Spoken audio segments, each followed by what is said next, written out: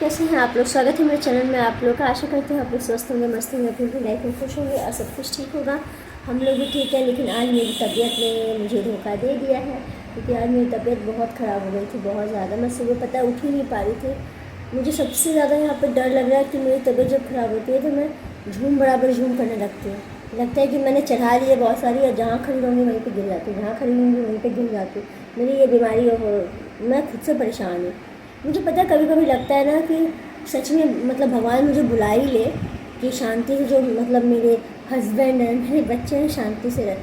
तबीयत ख़राब होना, अगर आपका शरीर ठीक नहीं हो ना तो आप बोझ बन जाते हो।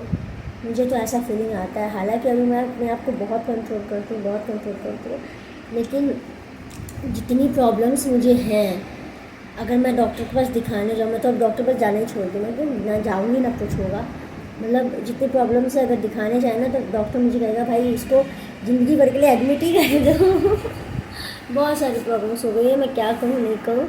लेकिन यही है कि मेरा सबसे मेन प्रॉब्लम है झूम बराबर झूम वाला।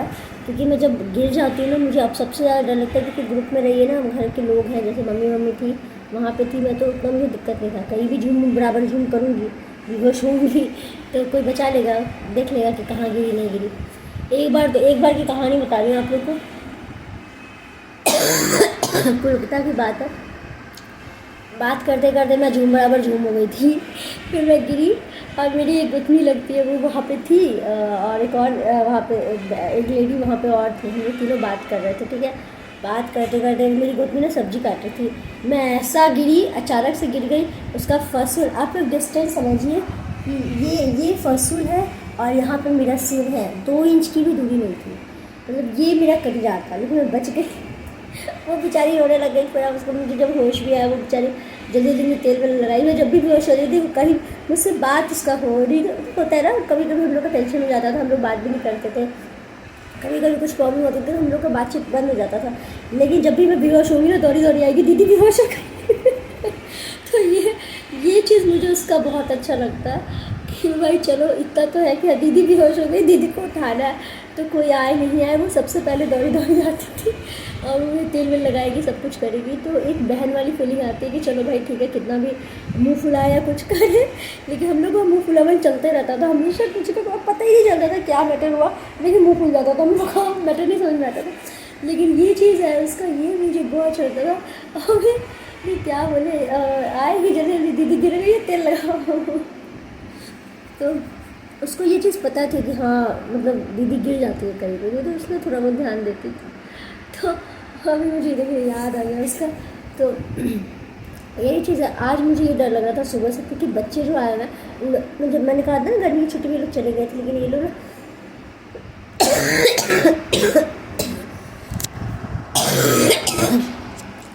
इन लोग के स्कूल में ना समर एक्टिविटीज़ चल रही है, आरोही की भी चल रही है समर एक्टिविटीज़। लेकिन उसके मैम से मैंने बात कर ली, छोटी बच्ची है यार, क्या कर रही है, इतनी तपिश है धूप में, उसमें कुछ हो नहीं रहा है, डांस वांस हो रहा है, ड्राइंग वगैरह ये सब।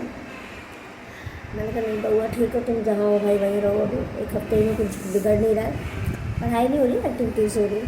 तो ये बच्चे आए हुए हैं बड़े वाले, तो मैं पता सुबह से इंतज़ार करती हूँ ये लोग जल्दी आ जाए, क्योंकि ये लोग रहते हैं ना तो मुझे बहुत सपोर्ट रहता है। मैं इन लोग की फुआ लगती है बच्चों की, गाँव की फुआ।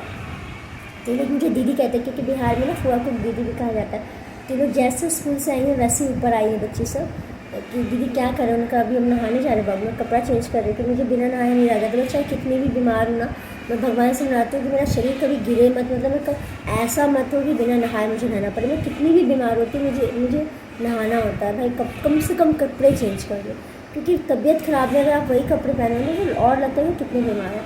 तो सुबह से मैंने कपड़े नहीं चेंज किए थे, तो मुझे और लगा था कि अब मैं मर गई, अब मर गई। लेकिन मरने से पता एक चीज़ है, मुझे फीलिंग आती है कि बोझ बनने से अच्छा है भगवान मुझे पहले ही टपका दे, क्योंकि ना मतलब मेरे बच्चे बस इतने बड़े हो जाए कि वो लोग समझ सके सब चीज़, और मैं टपक जाऊँ। मैं भगवान से बस यही मनाती हूँ। पतियों का क्या है, पतियों को तो 1 ना 2 सही, 2 ना 3 सही, सब मिल जाती है। तो उन लोगों के लिए कुछ वो नहीं रहता है टेंशन मुझे, क्योंकि मुझे पता है भाई हर पति वही होता है, हर लड़का वही होता है, चाहे मेरा पति हो चाहे किसी का। प्यार प्यार प्यार लोग बोलते हैं ना, प्यार पत्नी पति, कुछ नहीं होता है, ये सब दिखावा है। जब पत्नी नहीं रहती है ना उधर सामने, तो वो बच्चों के लिए भी प्यार हट जाता है पतियों का, और पत्नी जो है खैर भूली जाती है। सच्ची बात है, पता है बहुत रेयर चांस में ऐसे पति होते हैं जो अपनी पत्नियों के लिए होता है कि नहीं मेरी पत्नी नहीं रही, लेकिन नहीं यार, सारे 99% जो मर्द की जो वो होती है ना, क्या कहते हैं, क्या कहते हैं कि वो सेम होती है, कोई प्यार व्यार बना होता। मेरे पति देखेंगे कहेंगे पता नहीं क्या क्या बोल रही, लेकिन बात सही है। हम लोग क्लास में ना एक क्लासमेट था, जो हम लोग छोटे थे, वो हमेशा बोलता था वो अब इस दुनिया में नहीं है, उसके बहुत कम एज में ही मतलब तो वो नहीं है इस दुनिया में। हालांकि वो बहुत अच्छा लड़का था। वो मुझे लगता था, जानती हो करिश्मा, दुनिया में सब पे विश्वास करा, साला लड़का सब पे कभी विश्वास मत करना, चाहे तुम्हारा पति भी हो तो कभी विश्वास मत करना।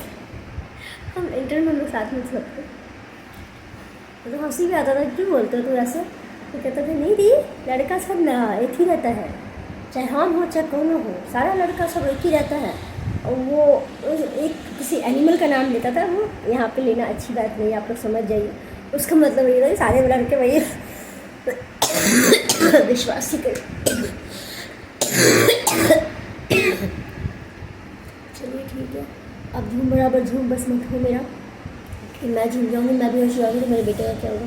हालांकि मैंने बच्चों को कहा है कि आधा घंटे पर आकर चेक कर लेना, कहीं पता चला दीदी गिर गई, मतलब मैं गिरी हुई हूँ, टपक गई ऊपर, तुम लोग सोए हो आराम से। तो बड़ा हंस रहता है कि नहीं दीदी हम लोग आएंगे। तो ठीक है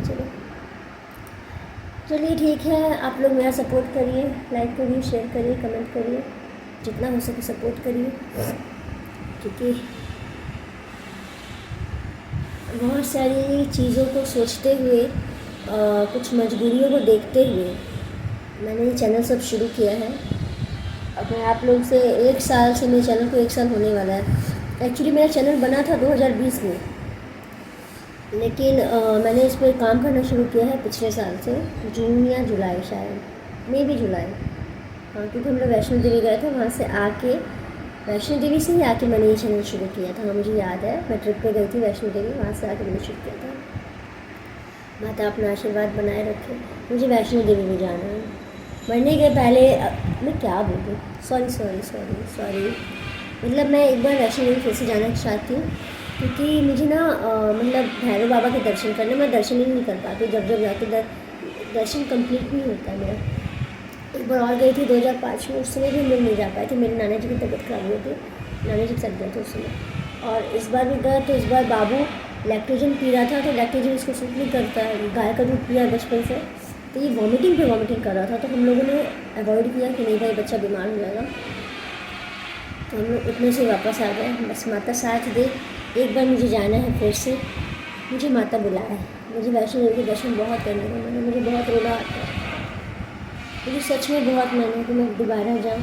माता इतना हम लोग को मतलब दे, एबिलिटी दे कि हम फिर से आए, माता के दर्शन करने का मुझे बहुत मन है फिर से। अपने हस्बैंड के साथ वो भी नहीं जा पाए थे, मुझे बहुत मन है। बस वैष्णो देवी माता की पुकार से ना मुझे दोबारा जाना है, भैरव बाबा के दर्शन करना है। चलिए ठीक है, आप लोग सपोर्ट बनाए रखिए, प्लीज़ साथ दीजिए, प्लीज़।